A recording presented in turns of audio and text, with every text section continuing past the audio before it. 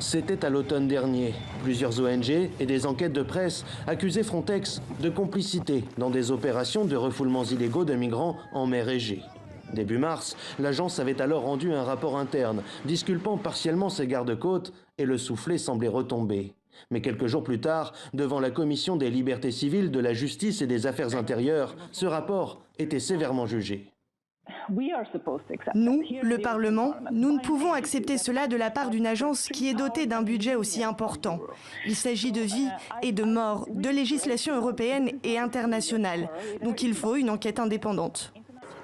Résultat, à la fin du mois de mars, la Commission du contrôle budgétaire du Parlement européen décidait de reporter sa décision sur la validation des comptes 2019 de Frontex, dans l'attente notamment de clarifications.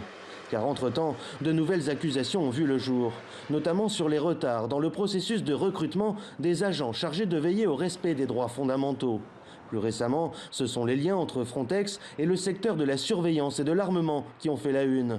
Selon une ONG spécialisée sur l'influence des industriels à Bruxelles, plus de 70% des lobbyistes reçus par Frontex n'étaient pas inscrits au registre européen de la transparence.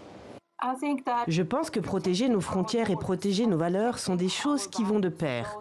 Car ce que nous protégeons à nos frontières, ce sont nos valeurs. Il faut que ce soit clair. Les agences de première classe doivent prendre des mesures de première classe. Avec le recrutement de 10 000 agents et un budget porté à plus de 5,5 milliards d'euros d'ici 2027, Frontex est appelée à devenir la plus grande agence de l'Union, une force de police à part entière, et se retrouve logiquement au cœur des orientations et des divisions des nations européennes sur les questions frontalières et migratoires.